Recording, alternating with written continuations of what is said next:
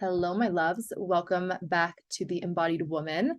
I have a special guest for you today that I'm excited for you to absorb and learn from. And I'm just going to get right into it. So, hi, Andrea. Welcome to the Embodied Woman. Hey Sarah, I am so excited to be here. I'm just such a fan of what you do and what you're about. So I'm excited to see where this conversation goes. Me too. And I'm excited for you to just share your magic and your journey. Every time I say the word Siri, oh, watch. Now she's going to pop up. It's so funny because my phone's on airplane and I'm like, why are you talking to me? Yeah, no, it happens to me all of the time. Like, because I'll be like, I'm Sarah, and then it's like Siri, and I'm like, no, not you. You know what? It's so funny. Siri used to be a trigger of mine. Yeah. I would literally be like, I'm a very kind person. I do curse, but I'll be like, no, bitch, I'm not talking to you. Like it would bring out this like venom inside of me. It's so funny. Now that I can laugh at her chiming in, just shows the growth. Yes, exactly. Seriously. But it is funny because sometimes like I'll be driving and I'll hear that my maps be like, take a left at this turn. And my immediate thought is, don't tell me what to do. Oh, it's so funny. Okay, well, what a fun way to kick off the podcast. Right? So, why don't you introduce yourself and tell us how you got to doing the work that you do and what the work that you do is? Totally. So, my name is Andrea Lowell, and I'm a self mastery mentor. And self mastery is really rigorous self honesty and knowing everything that does trigger us, but knowing where that underlying trigger is coming from, but not just having that radical self awareness, but also living from the divine space. Instead of living from the lower aspects of myself, the fear, the dread, the shame, the guilt, I'm actually living from the divine. So that incorporates fearlessness. It incorporates living from unconditional love and acceptance and compassion. That doesn't mean I have to like everyone, but that means that I do have love for everyone. So, yeah, I didn't start this way. I didn't always operate from the divine self. I definitely did not operate from a place of love or acceptance. In fact, I blamed everyone and everything for why my life was not where I wanted it to be. And it's interesting because I had everything on paper. I had an incredible job. I already had a great relationship. I had a wonderful home and a cool car, but I was absolutely miserable. And it was from that misery that I realized I got to change something. And I can't change the world. I can't change my mom. I can't change my siblings. I can't change my husband annoying me. I got to change me and I got to change my reactions. And that's when I got busy. So to back things up a little bit, I used to work in the entertainment industry. Born and raised in Southern California. It's kind of like every 10th person is in the entertainment industry. And I started working for Playboy. And when you start I'm 40 right now. I started at 19 years old, and I posed for the college girls issue. And I thought it was going to be a one-off thing. Lo and behold, it turned into an entire career. And even though I kind of went into that career with some really good values, I grew up pretty religious and I had a really good faith and all that. Um, I allowed it to warp me. And I say allow because I didn't fight back. I didn't say, no, you know a little bit better than this, or maybe you shouldn't do that, or maybe you shouldn't hang out with this person till 4 in the morning, or, maybe you should keep your top on. None of those things. I chose to say, no, squash it down, squash it down, squash it down. You want to be on TV, you want to be famous, you want to go to the mansion, you want to do all this stuff. And I allowed it to warp me. And I became further and further and further from the woman who I am, from my soul self. And I became a caricature of myself.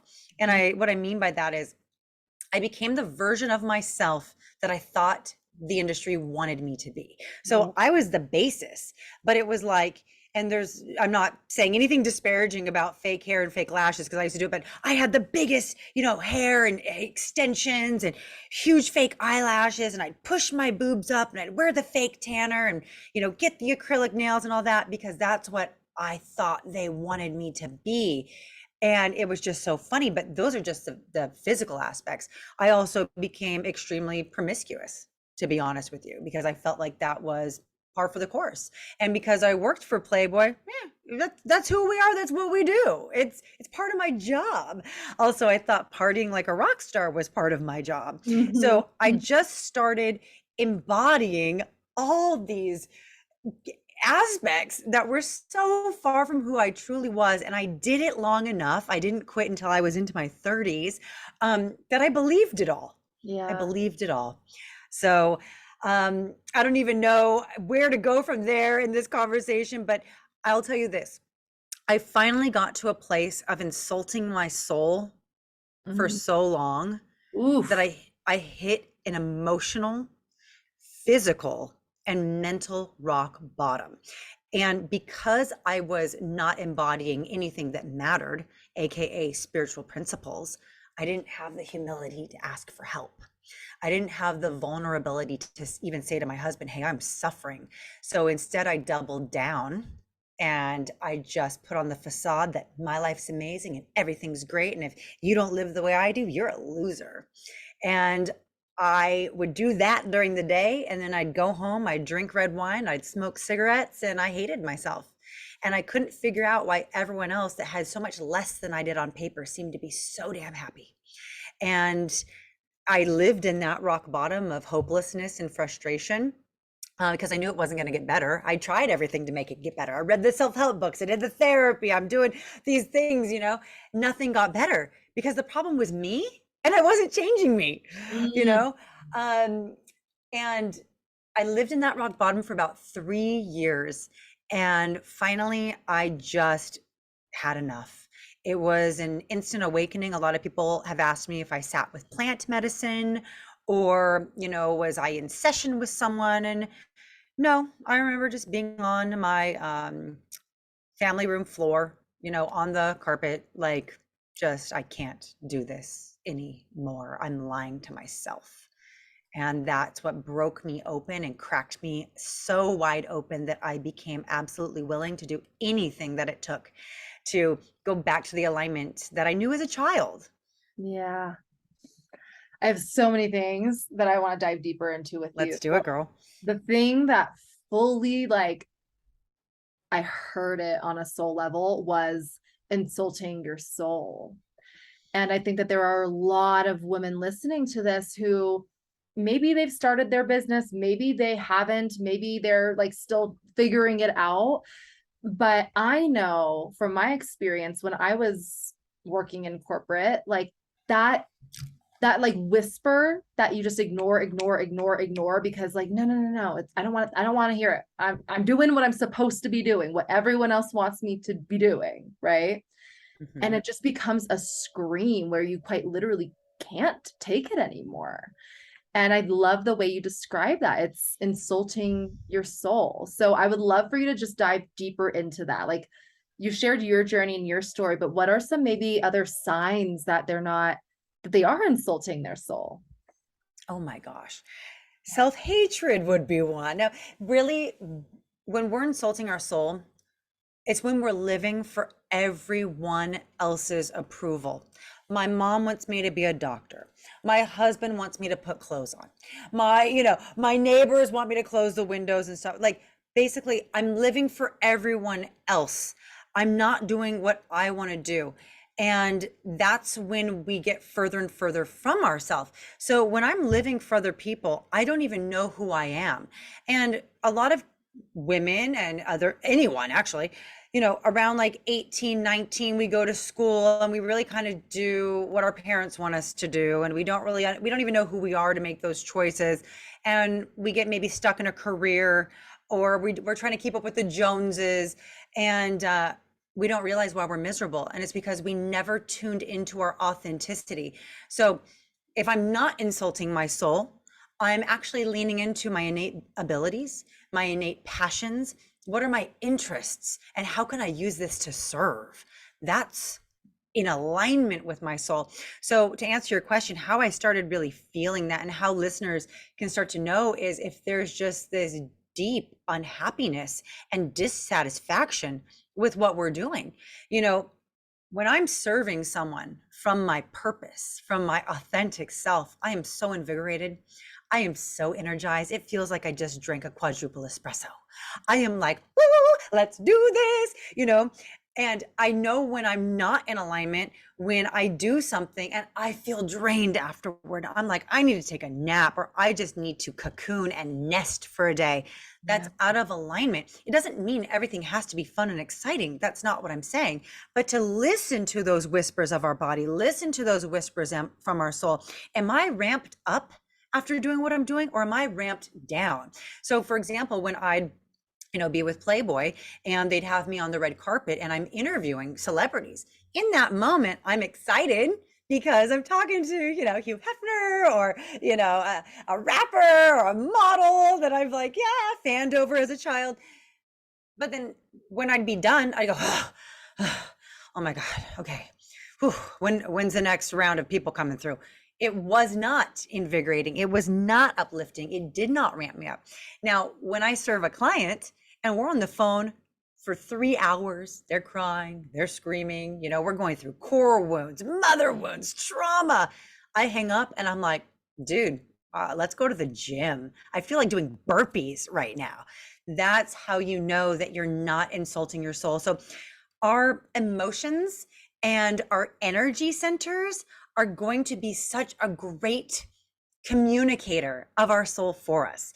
So if I'm feeling happy, ramped up, excited, joyous, when I'm done with the event, that's my body communicating through my soul saying, yes, sister, yes, you're on the right track, or you're on the track, right? Yes, yes. So being able to say, my emotions are a guide. I actually call them my internal guidance system. And if I can listen to them and know that really my body is an ally of the soul and my emotions are an ally of the soul, trust those allies. They're communicating for what, so I don't have to sit in meditation for 3 hours. I can just actually listen to that whisper and get it. So good. And it's so true, right? It's like taking inventory of your life. Like, what are the things, activities, people, like all of those things that are driving you further and further and further from, I like the word that you use, that like a satisfied life. Because that unsatisfaction is exactly how I know I felt. And I know a lot of other people are feeling right now, because they're ignoring the whispers, because they're doing what they're supposed to be doing rather than what their heart and soul is asking them to be doing. Mm-hmm. And I just, yeah, like I hear you. And I hope for those of you who are tuning into this and you're like, oh shit, she's calling me out, like go back and just like rewind 2 minutes and just listen to it again and like let it land, but don't just hear it. Like take Right. action with it, because you have two women in your ear right now telling you that on the other side of it, and I want to get your perspective on this, on the other side of it is satisfaction, is fulfillment, is alignment. Would you agree? And give A me more. Yeah. 1,000%. So I think I can speak for both of us when I can say that when we were in careers that were out of alignment, that other people were probably very impressed by. What kept us there was probably the financial aspect. Yeah. So even though I knew I was miserable, I couldn't quit my job because of the finances. Once I walked through that fear, which was an absolute liar, the space opened energetically for source, God, the universe, higher self, ancestors, whatever you want to call your divine team, to come through and flood me with miracles. When I am holding on to something for dear life, there's no room for that divine essence, that universal consciousness to come through and show me the miracles. Once I let go and I breathe out that fear and I breathe in that faith, that's when I am flooded with doors opening, people saying something, angel numbers, feather, whatever it is. I'm shown these opportunities and I walk through. So I'm begging the listeners, please don't listen to the fears. Fears are liars. I'm not talking valid concern. We all have valid concerns, but don't let something like, oh, I'll never make more money, or I don't know what I'm going to do. Guess what? You don't have to know. Trust. If I had no idea I'd be a self-mastery coach. No idea. I knew I did it for fun and for free and because I loved it. And it turned out that once I let go of those things I was holding on through fear, I opened up that space for soulmate clients to come to me. And Yeah. I didn't even know I wanted that. I didn't even know this was going to be my job. And now it is. Can you imagine if I was still working in entertainment? I don't even know who I'd be. Yeah. Yeah, I might still have like cool stuff and a house on the beach, but like I wouldn't be spiritually fulfilled. Yeah. And that's another point too for the listeners. I was trying to fill a spiritual hole in my existence with material. Oh, I'm unhappy. Let me get another car. Oh, I'm unhappy. Let me get a few more purses. Oh, I'm unhappy. Let me take a trip. Guess what? I'm all for travel, but it gave me temporary relief and temporary satisfaction. And guess what? I just need another one in a couple months. Yep. So once I realized the hole in my life was spirit, guess what? Then I have to fill it with spirit. What a joyous, epiphany. How Yeah. great. Yeah, it's so beautiful. And what I want to say too about this is doesn't just happen when you're transitioning from like a corporate job to your business, right? Like I just had this again when back in July I saw a vision of myself standing on stage and I was like, no, no, no, no, this was not in the plan. I am not a speaker. What is happening? And I resisted it, but I didn't resist it as long as I did because I remembered that, like, oh, every time I trust those visions and trust those signs, I lead a life of deeper alignment, right? So it's like I was quicker to say yes. And when you do say yes to those things, like you are presented with all the synchronicities and all the opportunities, and you meet the right people and you get the right invites, you get on the right podcast, like it all happens because when you say yes and commit to your higher self, the stars inevitably align. It is so true. We're put here on purpose, on divine purpose, and with divine purpose comes divine protection. So if I'm doing what God created me to do, of course I'm going to succeed. I just have to get out of the ego, the fear, the programming, the wounds. And, my ego likes to keep me small. My ego likes to say, no, be afraid. Don't fulfill your dream, even though you're totally happy when you do it. And you've Yeah. seen how you've changed lives and you can manifest miracles, but don't do that. No, no, no. I got to walk through that. And every time, like you mentioned, we walk through that and we say yes, more and more appears. So for the listeners who might say like, oh my God, that sounds so terrifying. You don't have to take such big steps as Sarah and I have taken off the bat. You can start small just by saying yes to an invite. Like if someone invites you to a goddess circle and your resistance is like, I don't know, it sounds kind of weird, some woo woo stuff. What are we going to do? Burn sage and massage each other? No, no. Like, I don't know. Why don't you find out? Why don't you Yeah. say yes and actually decide if you like it or don't like it because you've gone? Let's start saying yes to things like that. So start small. So you start building that spiritual courage and that spiritual stamina. And you're like, you know what? Saying yes is actually changing my life. Yeah. I now know when people present me with an opportunity, if I trust my gut or my heart space or whatever, our authority is, if I trust that, I actually know what I should say yes to or not to. So for me, like if my solar plexus is like tightening up, I'm like, nope. Even if my mind's like, yes, I'm like, nope. Because I've learned by saying yes or no to the wrong things. So we have to say yes and no to things. So we know the more we take that divine, scary little action, the more we know ourselves. And what I've learned is there's nothing more spiritual than absolute self-awareness. When I know all my stuff, I am so aligned. It's when I'm acting from a place of denial or delusion that I am so out of alignment spiritually. Yeah. Okay. Talk to us about that. Like, how does that show up in one's life?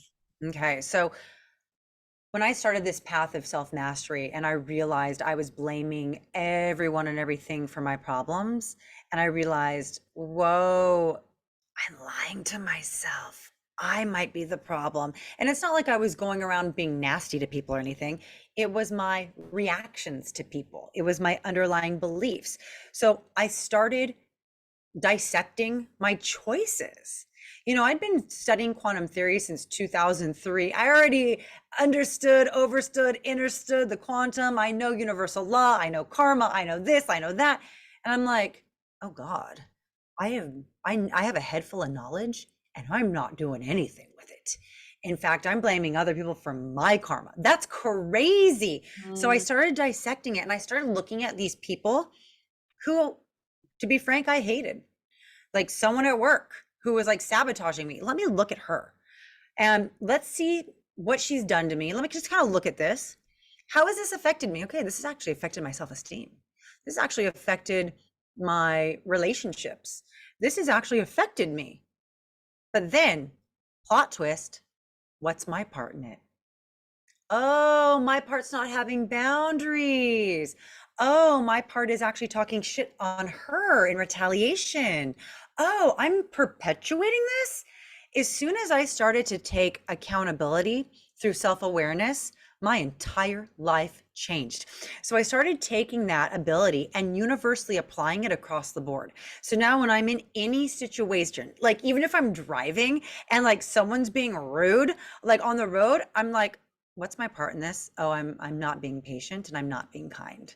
Like I instantaneously in that moment, I take that finger that's pointing at that other person and instead of focusing on that, I focus on the three fingers pointing back at me. I'm like, oh, hoo, hoo. As soon as I take the heat off everyone else and I look at my part, it's actually a joyous, beautiful, almost fun thing to do. Like, oh my God, I'm being petty right now.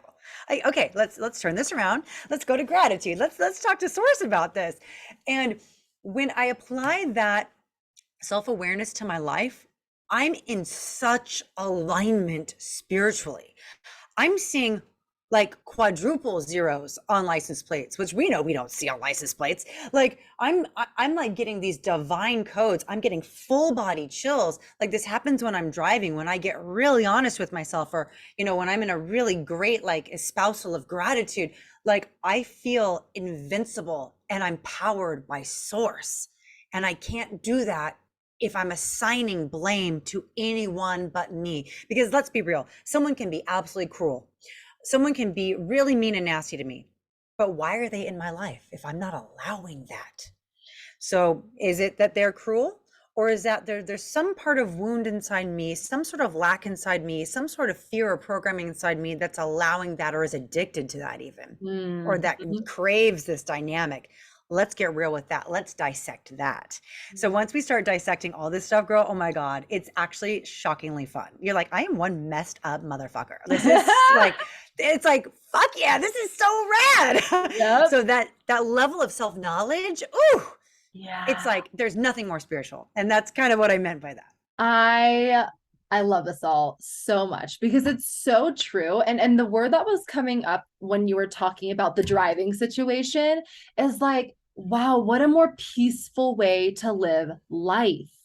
Because you're taking your power back instead of just giving it away. Oh, it's this person's fault. It's this person's fault. It's nobody's fault, right? Mhm. It's like, just where can I take responsibility? And I just felt peace when you said, like, oh, like I am not being very patient and kind, like what wouldn't you rather meet yourself with compassion? Wouldn't you Mm, rather be embodied in peace? Like that is just such a more beautiful way to live life. And I think that addiction to the toxicity is a big conversation because mhm, it's real. It's real. Even just like the addiction to scarcity, the addiction to always living in just enough, the addiction to always having an argument in a relationship. Like a lot of the times, we just can't get enough of it in some yeah. way, shape, or form. So I'm curious, I would love to dive deeper into that because I think there's someone listening to this that's like, oh, I actually like the chaos, but how do I break up with A lot it? of people don't even know, and what a wonderful question, wonderful topic. I don't know that I've ever spoken about this publicly.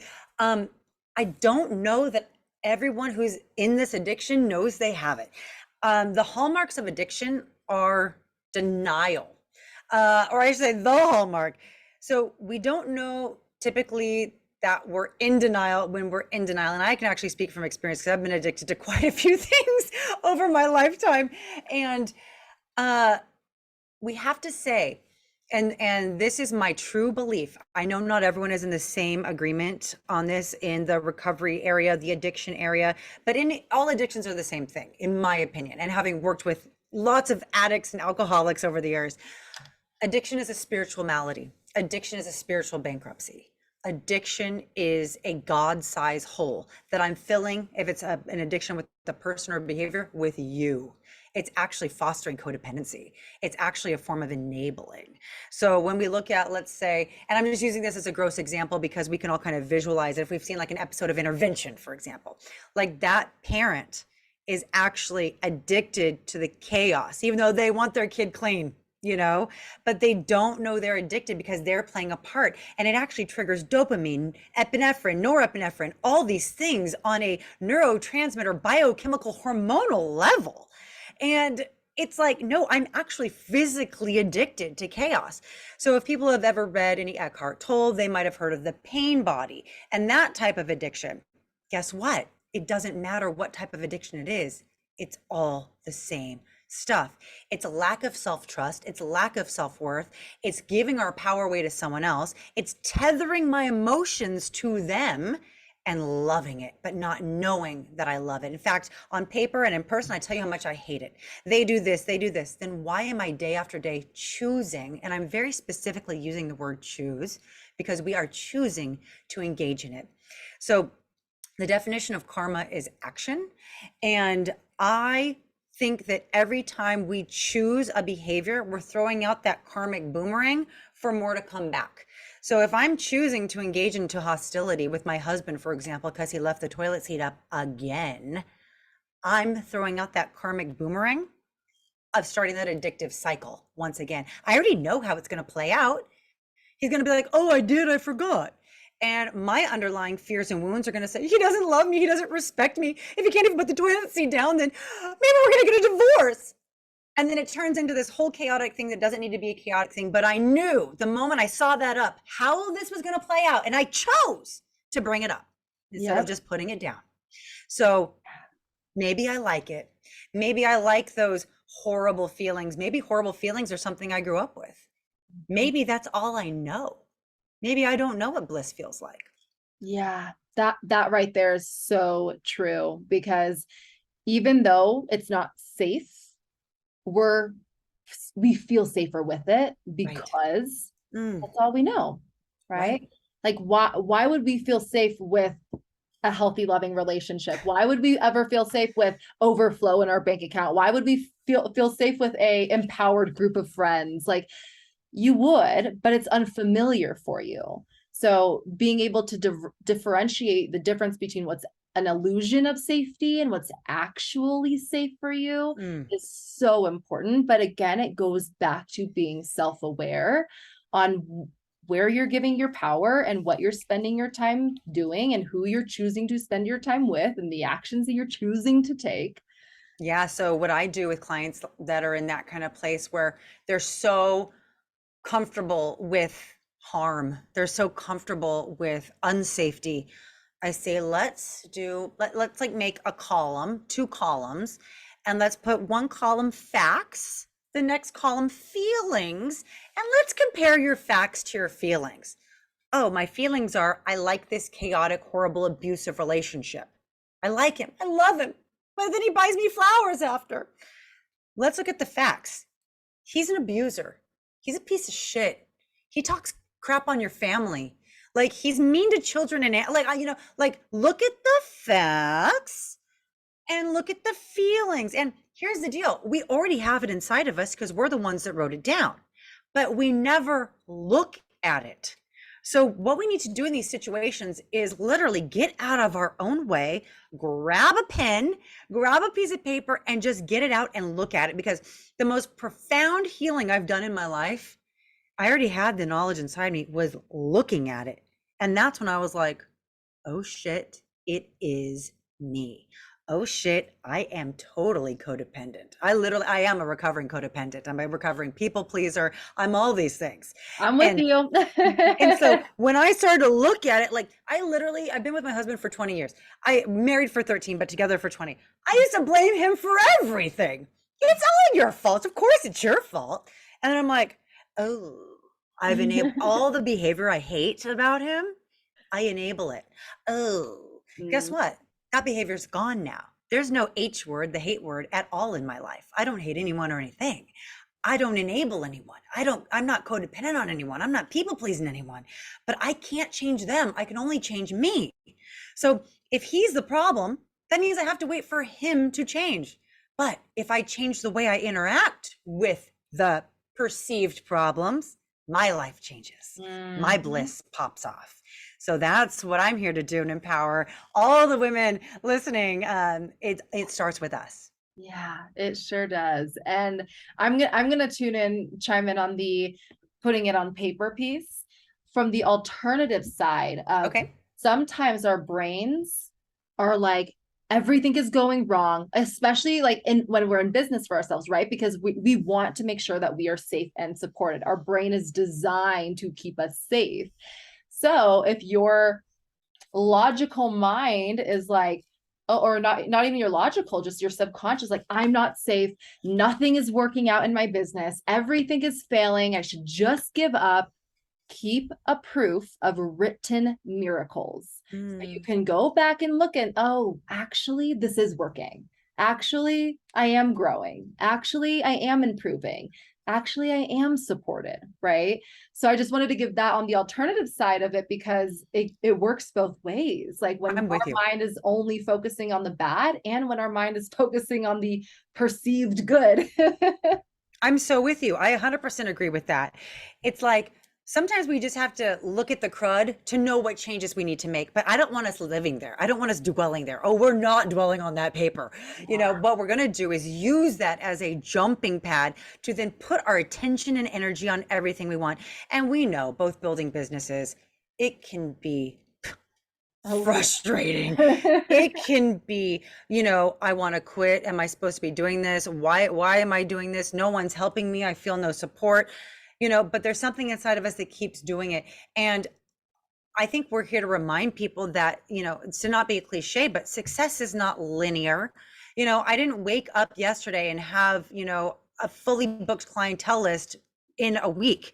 I've been building and building and honing and crafting and failing and using my failures as opportunities to learn. I like to fail. I like to make mistakes because every time I make a mistake or I'm super wrong about something, it means I'm learning. And I'm a perfectionist as well, recovering perfectionist as well. It's like I had to learn the hard way that perfection is futile and that what I think is perfect is it's subjective. So like, who cares? Right? And in business, I think perfectionism gets in the way of women specifically because it has to be this way, da, da, da, da, da. And we're putting all of our attention and energy on the wrong aspects of our business. It's like the color scheme doesn't need to be this right now. How about we work on what we're here to do and how we're here to serve? And then that stuff will fall into place once we're in a good spot. Or if I need a distraction, let me work on that.